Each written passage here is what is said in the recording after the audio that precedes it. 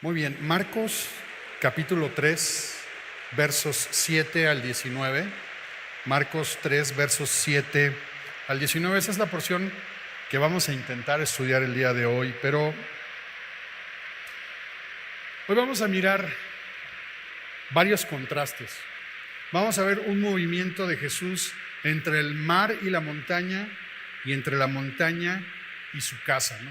Jesús se va a mover así, se va a ir al mar y luego a la montaña y de la montaña a su casa, pero no es el único contraste que vamos a encontrar aquí, sino que vamos a ver un contraste entre los muchos y los pocos.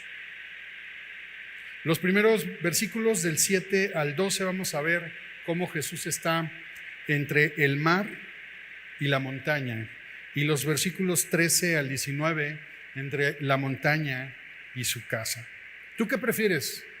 ¿Bosque o mar? Sol, arena y mar. ¿Qué prefieres? Yo prefiero bosque. Playa, ¿no? Claro, ¿no? Claro. La mayoría va a preferir playa. Bueno, Jesús va a ir al mar. Vamos a leer el texto. Dice, mas Jesús se retiró al mar con sus discípulos. Y déjame hacerte una aclaración.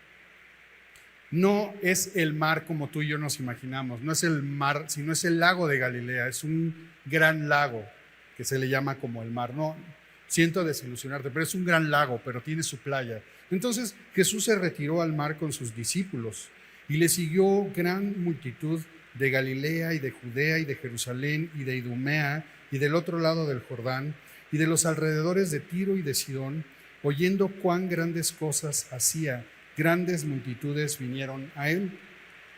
Entonces, fíjate cómo por un momento Jesús decide, fíjate bien la palabra, retirarse, como escapar. Jesús hasta este momento ha comenzado un ministerio muy intenso. Su fama ha crecido demasiado. Y entonces, por un momento toma esta decisión de retirarse, de apartarse, de salir de lo que estaba haciendo. En los últimos 2 capítulos hemos visto cómo Jesús sanó a la suegra de Pedro, sanó a un leproso, sanó a un paralítico, tiene a multitudes que se agolpan en su casa, recorre toda la región de Galilea predicando el evangelio y sanando, expulsando demonios. Tiene encuentros. Lo último que vimos la semana pasada fue una confrontación con los religiosos. Y entonces Jesús decide retirarse, como tomar un espacio. Pero algo sucede, ¿verdad? Le siguieron, ¿qué? Una gran multitud. Una gran multitud. Ahora, el verso 8 nos hace ver que vienen de todas las regiones de lo que hoy conocemos como la región de Palestina, o como en el Antiguo Testamento se llama la tierra de Canaán. Judea está al sur, Galilea está al norte. Entonces, del norte, del sur, del este y del oeste. Está citando las ciudades más importantes de los alrededores. Ahora, ¿por qué van a buscarle? ¿Por qué? ¿Cómo dice el texto?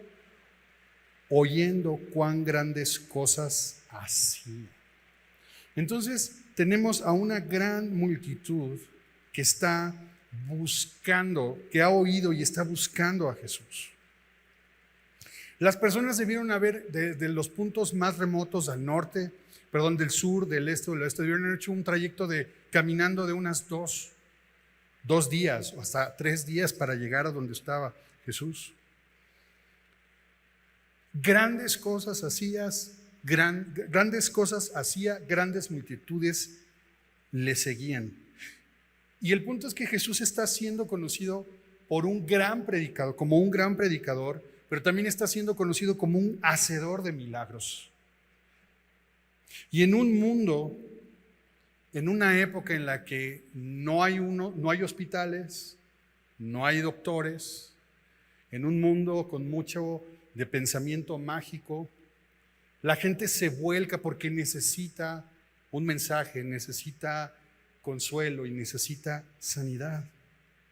La pregunta es, ¿Jesús era solamente un gran predicador, un gran maestro de las Escrituras? ¿Era un hacedor de milagros? ¿Era un gran exorcista nada más? No. Pero las multitudes oyen y ven lo que hace y automáticamente van hacia Él. Y no es que Jesús sea un rockstar, pero las multitudes necesitan lo que Jesús les puede dar. Ahora fíjate bien el versículo 9 lo que dice. Dijo a sus discípulos que le tuviesen siempre lista la barca a causa del gentío para que no le oprimiesen. Ahora, Jesús toma una decisión de seguridad que demuestra que esto no era agradable, que no era lo mejor. Entonces, Jesús va a tomar una decisión y va a utilizar el entorno natural como un gran teatro, como un anfiteatro natural. Él se va a poner de espaldas al mar, al lago.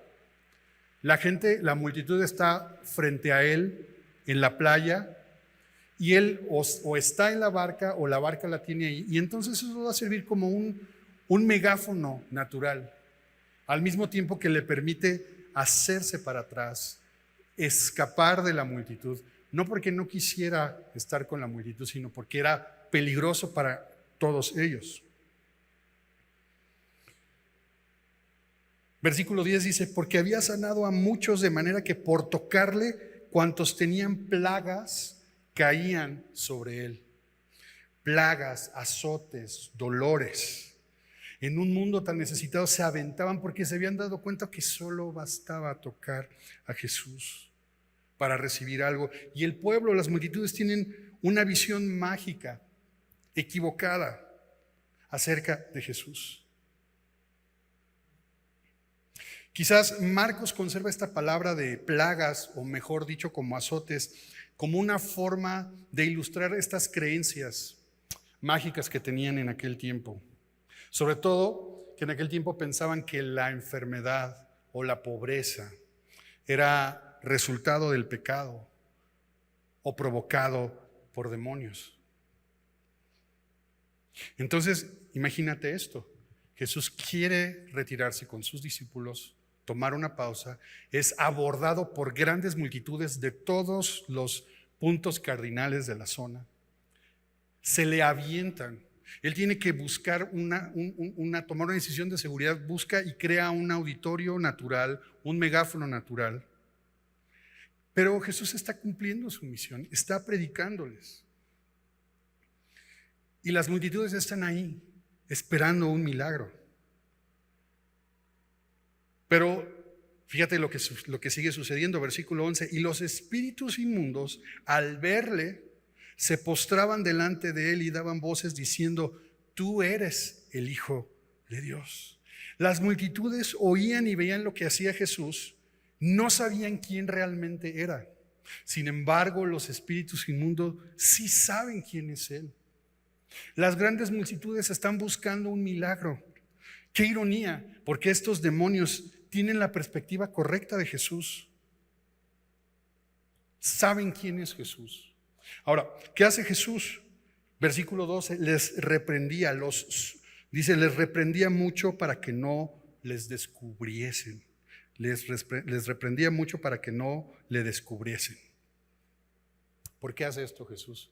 No ha llegado el tiempo, no ha llegado el momento de su descubrimiento como Jesús, el Hijo de Dios.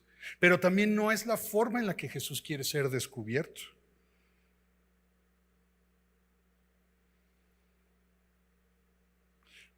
Ahora, me llama mucho la atención porque la misión de Jesús es servir y rescatar a la humanidad. Su fama ha corrido por todo el mundo, pero Él los calla, Él no quiere ser descubierto. ¡Qué contradicción! ¿Será Jesús un agente secreto? ¿Un agente divino secreto? Y es que es contradictorio porque fíjate bien lo que es la línea número 1, Marcos 1:1, ¿qué dice? Principio del Evangelio de Jesucristo, Hijo de Dios. Pero Marcos nos anuncia eso, pero Jesús dice, lo somete, no quiero que sepan. Qué contraste. Mientras que unos oyen cuántas cosas hacía Jesús, estos espíritus son sometidos para que no le den a conocer. Y es muy interesante lo que Agustín de Hipona decía al respecto. Fíjate, te voy a leer lo que decía Agustín de esto.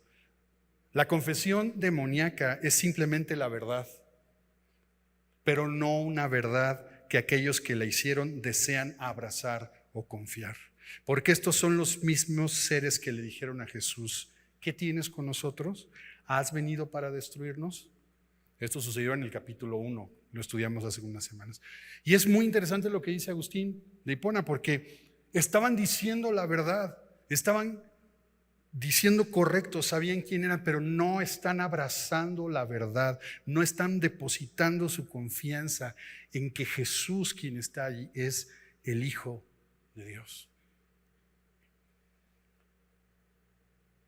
Y Jesús quiere ser descubierto.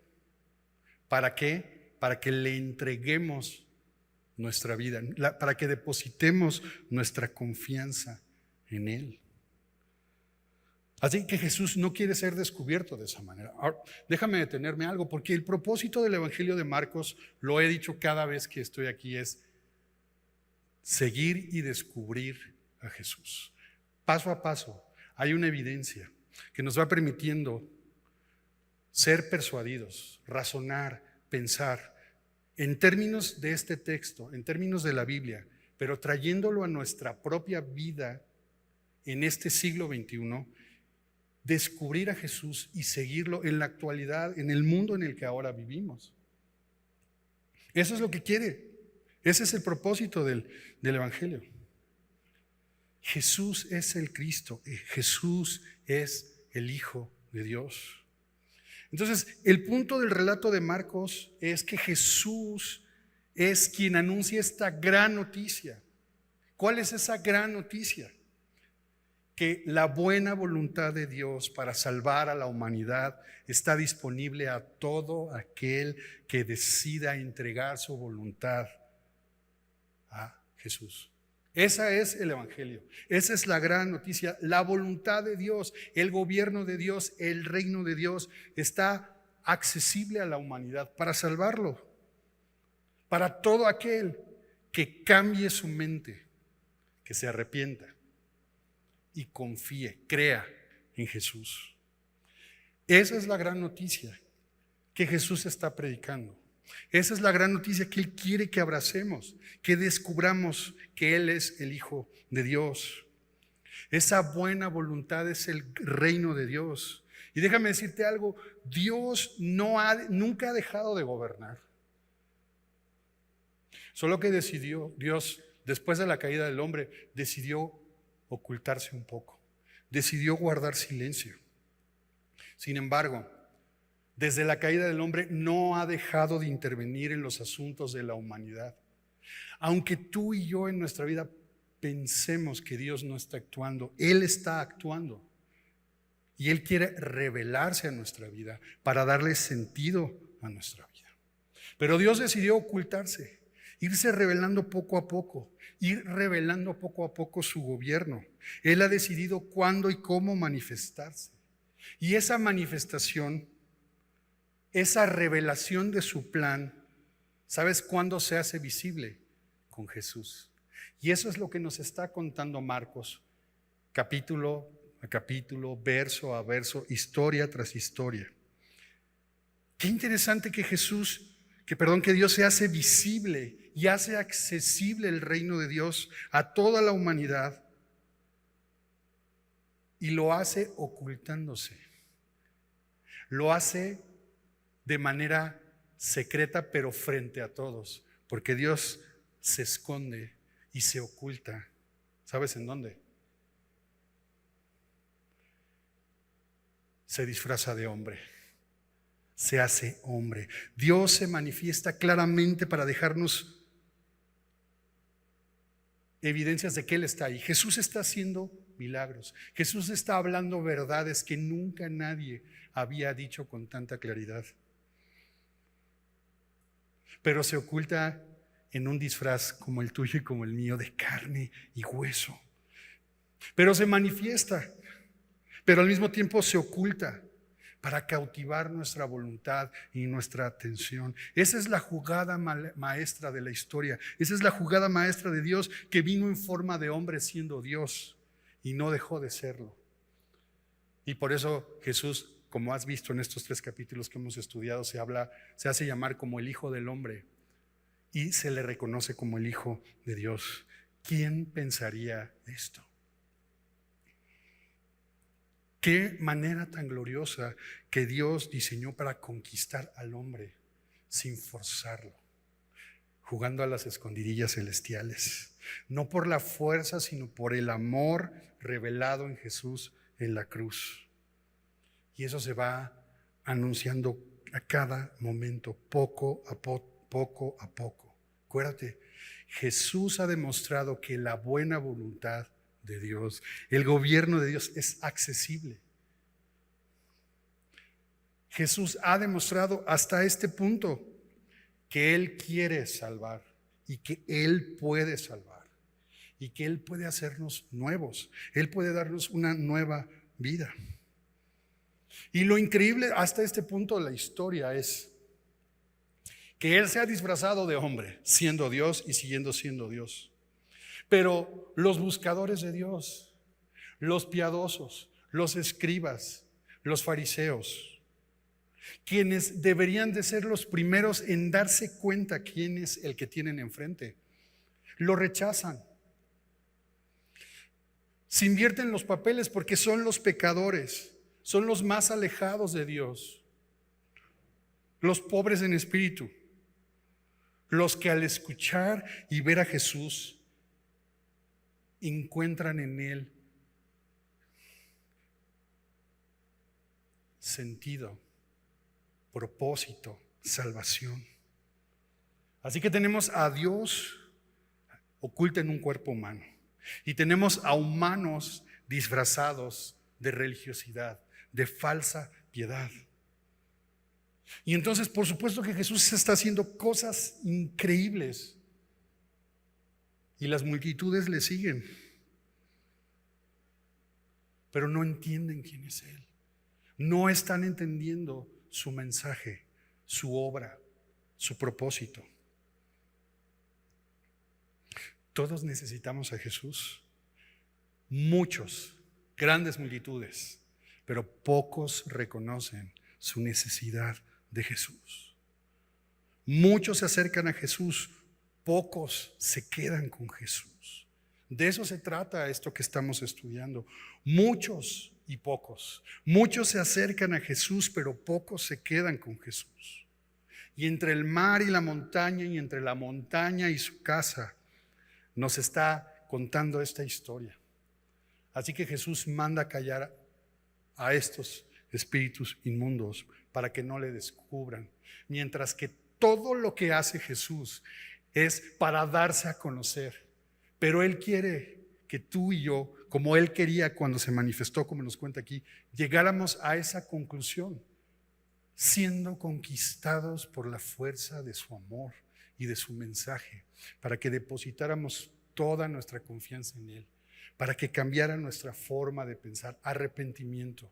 Se ha llenado esa palabra con un significado religioso, pero es cambiar nuestra forma de ver las cosas, cambiar nuestro pensamiento, pensar lo que pensamos para ser cambiado.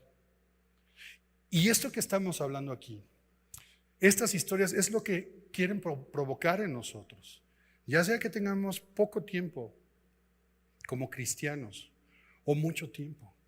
Porque no importa el tiempo, todos necesitamos a Jesús, todos necesitamos a Jesús día tras día. Así que continúa la historia, verso 13. Después subió al monte y llamó así a los que Él quiso, y vinieron a Él, y estableció a 12 para que estuviesen con Él y para enviarlos a predicar, y que tuviesen autoridad para sanar enfermedades y para echar fuera demonios. Y mira qué interesante, porque están los muchos y ahora están los pocos. Y Jesús llama así a los que ¿qué?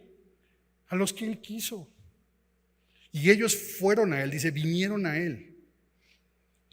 A veces nos preguntamos, ¿por qué Dios llama a unos y no a otros?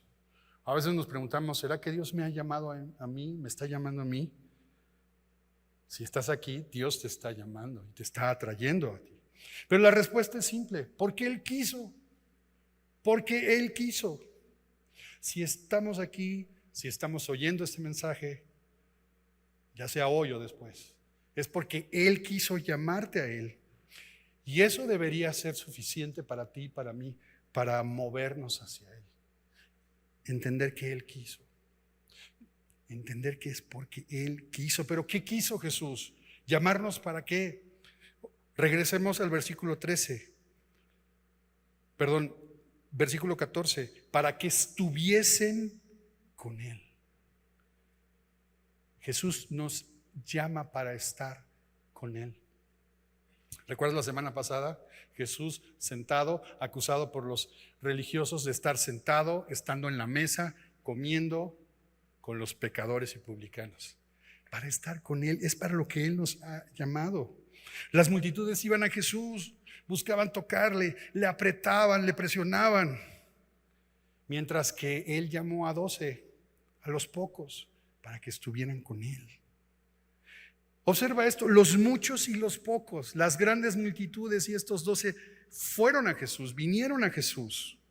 Las multitudes por lo que hacía, los pocos para estar con Él. Jesús nos llama a confiar en Él y a convertirnos en sus compañeros. Mejor dicho, en sus discípulos, en sus aprendices, en sus seguidores. Y lo que estos versículos nos están diciendo que es un discípulo, es alguien que está con Jesús, número 1. Número 2, ser como Jesús. Y número 3, hacer lo que Jesús hizo. Eso es la invitación que está aquí de ser discípulos. Estar con Jesús, ser como Jesús y hacer lo que hace Jesús. Número 1, estar con Jesús, tener una relación íntima, cercana con Él. Eso es el primer llamado. Ir a Jesús es estar con Jesús, es tener una relación con Él. El siguiente paso es ser como Jesús. Al estar con Jesús, al aprender de Jesús, entramos en un proceso de transformación para ser como Jesús. Ser un discípulo de Jesús es vivir nuestra vida como Jesús viviría nuestra vida si Él estuviera aquí. ¿Entiendes eso? ¿O es muy enredado? Entonces, al estar con Jesús, nos transformamos en Jesús. Y entonces se trata de que tú y yo en el siglo XXI procuremos vivir la vida que Él viviría si Él estuviera aquí, ser como Él. No podemos ser transformados si no tenemos una relación con Él. Para luego hacer lo que Jesús hacía, tener una misión, estar con Jesús, ser como Jesús, hacer lo que Jesús. Relación, transformación y misión. Como dice al final del versículo 14, para enviarlos a predicar, para que tuviesen autoridad para sanar enfermedades, para echar fuera demonios y para echar fuera demonios. Es decir, hacer lo que Jesús hacía. Esa es la invitación que Jesús está haciendo a estos 12. Y es la invitación que sigue vigente para todo aquel que cambie su mente, reciba, acepte la buena voluntad, el reino de Dios en su vida y deposite su confianza en Jesús. Ahora, yo sé que la pregunta, porque parece esto como para superhombres, supermujeres, no parece que sea algo para nosotros, y menos en este tiempo. Parece que no es algo para nosotros. Pero enseguida, versos 16 al 19, hay una lista de nombres. Esta lista de nombres parece no tener mucho sentido para nosotros, porque pues es una lista, pase de lista. Pérez, Cervantes, Castillo. Pero esta lista no es un cuadro de honor, más se va pareciendo más bien a uno de horror. Esta lista es la evidencia de la indignidad de los apóstoles.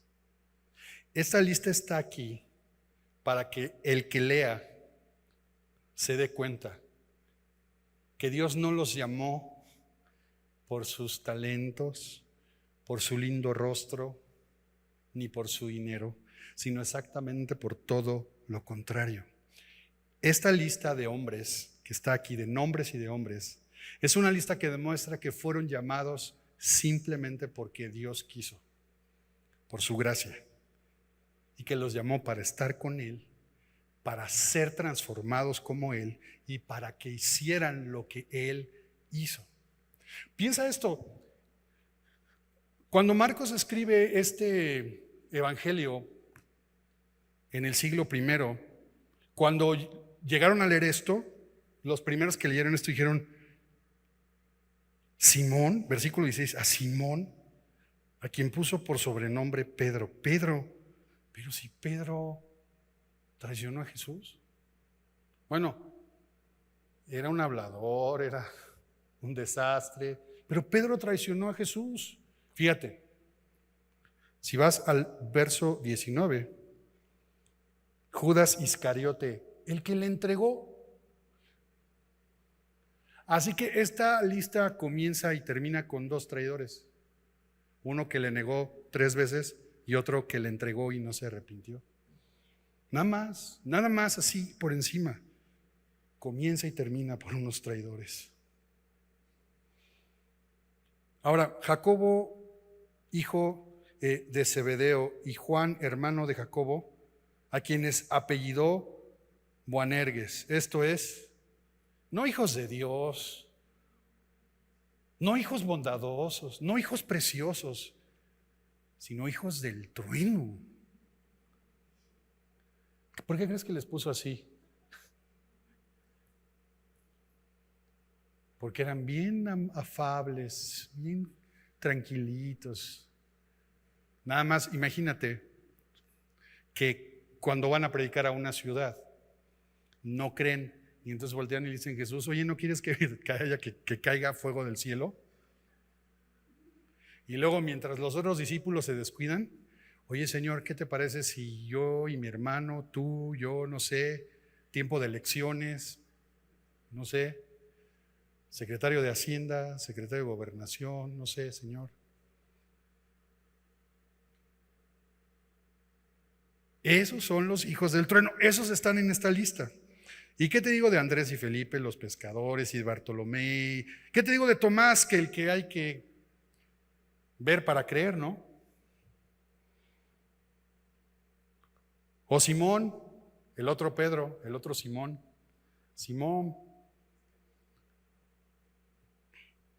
que era un independentista, separatista, guerrillero, revolucionario contra el Imperio Romano.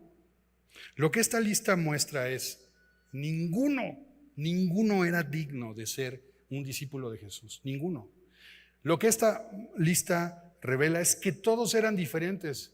Había un revolucionario, un abierto opositor al Imperio Romano, y había un publicano que era amigo del Imperio Romano. Traidores, habladores, hijos del trueno.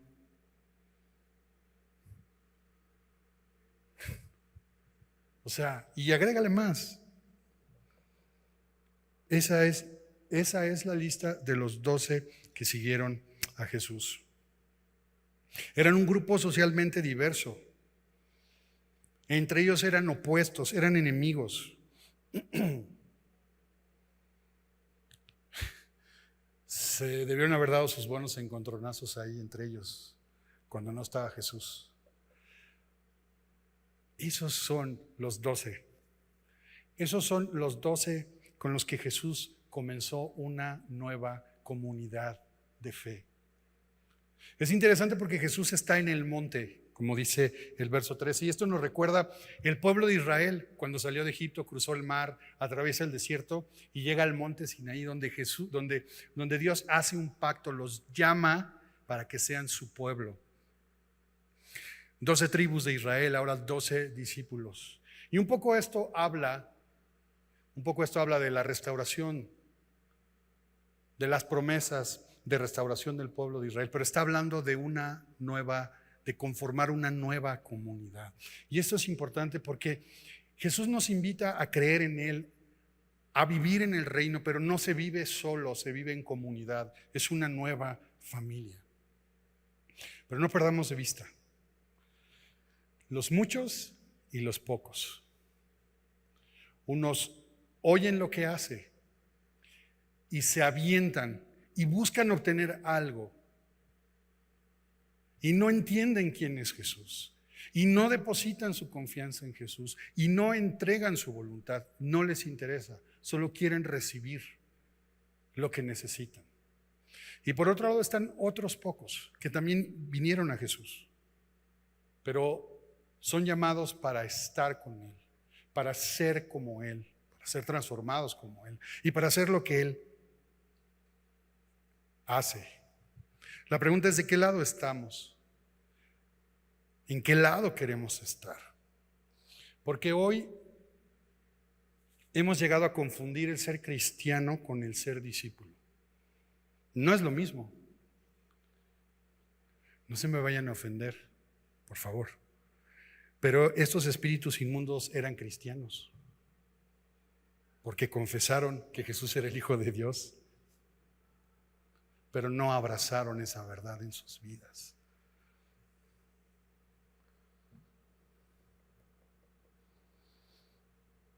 No es lo mismo ser cristiano que ser discípulo.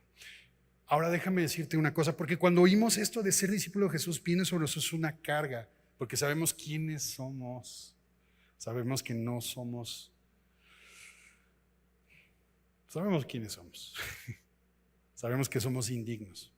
Pero porque estoy concluyendo, y déjame decirte esto y que pienses en esto. Hay una cosa cierta en tu vida y en mi vida. Probablemente digas: no quiero seguir a Jesús, o yo prefiero, no sé, tengas tus dudas. Pero una cosa te aseguro: eres seguidor de alguien. Somos seguidores de alguien. Eso es una realidad. A alguien estás siguiendo. Tu vida está copiada, está siguiendo a alguien. Estás aprendiendo a vivir de otra persona. De hecho, aprendemos a vivir de nuestros papás. Fuimos seguidores de nuestros profesores en la escuela. Tuvimos mentores, jefes. Tenemos artistas famosos que influyen en nuestra vida, y a veces, sin darnos cuenta, nos convertimos en sus followers, en sus seguidores. A alguien estamos siguiendo. Así que, ¿a quién quiere seguir? ¿A dónde queremos llevar nuestra vida? ¿De quién estamos aprendiendo las lecciones para esta vida? Ser discípulo de Jesús significa que estoy con Él para aprender de Él y ser como Él. Aprender de Jesús a vivir mi vida como Él viviría mi vida si Él fuera yo. Vivir como Jesús viviría si Él estuviera aquí. Eso es la invitación. Pero la pregunta es: bueno, los discípulos tenían a Jesús, pero aquí ¿dónde está Jesús? ¿Podemos estar con Jesús? ¿Podemos tener una relación con Jesús? ¿Podemos ser discípulos de Jesús? ¿Podemos estar con Jesús, ser como Él y hacer lo que Él hizo? Sí, sí podemos. Y quiero terminar con 3 citas, porque quiero que entendamos que esa invitación sigue vigente y que Dios ha creado los medios, ha dejado los medios desde que Él resucitó, desde que Él ascendió, para que podamos estar con Él y convertirnos en discípulos de Él. Número 1, podemos estar con Jesús, número 1, porque Él ha prometido estar con nosotros. Mateo 28, versículo 20. unas páginas atrás de Marcos. Mateo 28, verso 20, enseñándoles que guarden todas las cosas que os he mandado. Y he aquí, yo estoy con vosotros todos los días hasta el fin del mundo. Jesús prometió estar con nosotros todos los días hasta que Él vuelva a regresar. Así que sí podemos estar con Él. Número 2, Juan 14. Número 2, Él no solo ha prometido estar con nosotros, sino Él prometió que habría de venir uno como Él, el Espíritu Santo, para estar con nosotros siempre. Juan 14, 16. Jesús en el capítulo 14 de Juan está despidiéndose de sus discípulos. Está por quién sabe cuánta, tercera o cuarta vez, avisándoles que se va a ir, pero es la última cena y Jesús les está dando certeza de que Él va a regresar. Y Él les dice, Juan 14, 16, y yo rogaré al Padre y os dará otro consolador para que esté con vosotros para siempre. Subráyale, mi brother, ahí. Apréndete de memoria esto, porque en nuestra vida vienen muchos momentos en los que parece que Dios no está con nosotros, pero sí está con nosotros. Hay muchos momentos en nuestras vidas en los que parece que cuando hemos confiado en Él y hemos decidido seguirle, parece que Dios guarda silencio y se oculta y se esconde. A Él le gusta jugar así, le gusta jugar a las escondidillas, para que aprendamos a confiar en Él. Por eso necesitamos recordar en esto. Otro consolador, Jesús está diciendo, otro como yo, otro que es como yo, de la misma naturaleza divina, que es Dios como yo, el Espíritu de verdad, para que esté con vosotros para siempre, al cual el mundo no puede recibir, porque no le ve ni le conoce. Pero vosotros le conocéis, porque mora con vosotros y estará en vosotros. Así que sí podemos estar con Él. El discipulado comienza con estar con Él primero. Y ahí es donde ahorita me estoy enfocando, no en el proceso de transformación ni en la misión de hacer lo que hacía Jesús. Comienza por estar con Jesús. A lo largo del Evangelio de Marcos vamos a ir entendiendo el punto 2 y el punto 3. Pero ahorita quiero que entendamos, es importantísimo que entendamos que podemos tener una relación con Él. Él ha prometido uno como Él, el Espíritu Santo, para que esté con nosotros siempre. Pero número 3, Efesios 2:19. Efesios 2:19.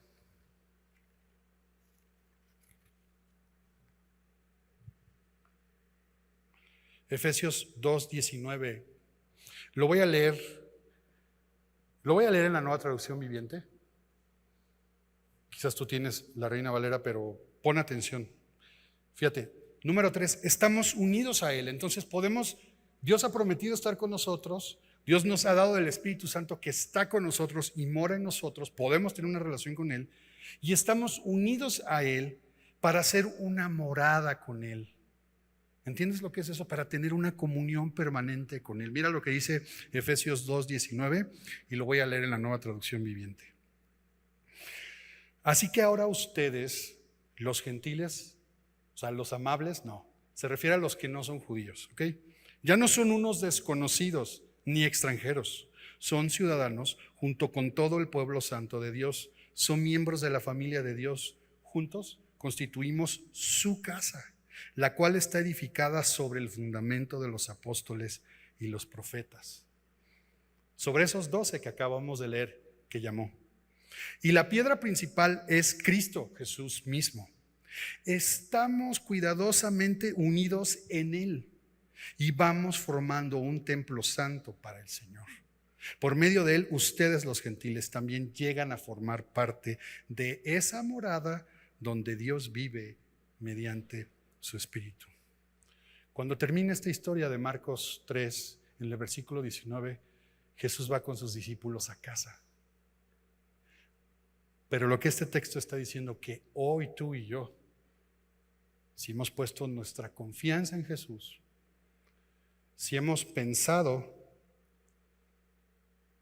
y estamos cambiando nuestra manera de pensar y hemos decidido renunciar a vivir para nosotros mismos, para dejar que Él gobierne nuestras vidas, entregarle nuestra voluntad, arrepentirnos, cambiar nuestra mente.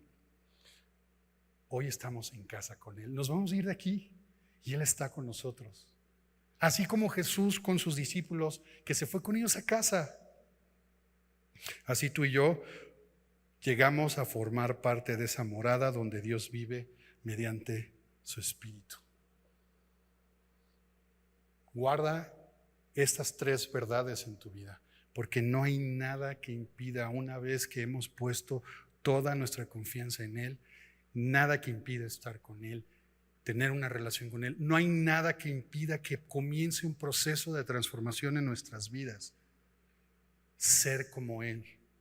Y no hay nada después que impida que hagamos lo que Él hizo, seguir y continuar con la misión de predicar el Evangelio en este mundo. Hemos sido llamados a ser discípulos. Si estás aquí es porque Él quiso. El único requisito es querer, tener necesidad, acercarnos a Él, tener hambre, reconocer que somos enfermos, que somos pecadores. Es lo único que tenemos que ir. ¿Cómo ir a Jesús? Lo hemos visto semana a semana. Como el leproso que dijo, si quieres, límpiame. Como el paralítico, que yo digo era paralítico, pero no mudo, no dijo nada, pero Dios lo salvó. Como los pecadores que están recostados, porque así se comía en aquel tiempo en una mesa así, codo a codo con Jesús. Y quizás están comiendo del mismo plato. Nada más tenemos que reconocer que necesitamos de Él. Y luego entramos a este gobierno de buena voluntad de Dios para estar en una permanente relación con Él. ¿Para qué? Para conocerle más, para descubrir que Él es el Hijo de Dios, para descubrir que Él es el Hijo del Hombre, el que habría de venir a gobernar en este mundo por siempre, para descubrir que Él es el Salvador, el Mesías de la humanidad, para descubrir que en Él toda nuestra existencia cobra sentido y tiene sentido, para aprender a vivir la vida como Él la vivió, como Él la viviría en esta tierra.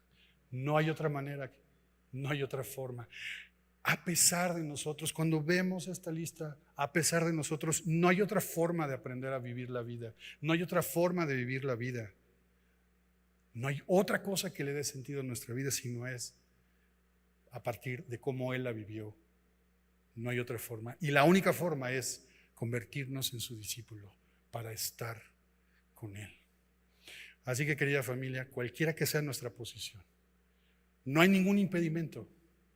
Si somos de los muchos o de los pocos, lo que necesitamos es responder a este llamado e ir con Él con hambre, con sed, con necesidad, con arrepentimiento, para que Él nos incluya en el reino de los cielos. Señor, aquí estamos. No somos mejores por ser de los pocos, y los muchos no son peores si reconocen y si todos reconocemos que necesitamos de ti. Como el ciervo brama por las corrientes de las aguas, así clama por ti, oh Dios, el alma mía. Mi alma tiene sed de Dios, del Dios vivo. ¿Cuándo vendré y me presentaré delante de Dios? Así está nuestra oración el día de hoy. Venimos delante de ti, Señor. Transforma nuestra mente, transforma nuestra vida, Señor.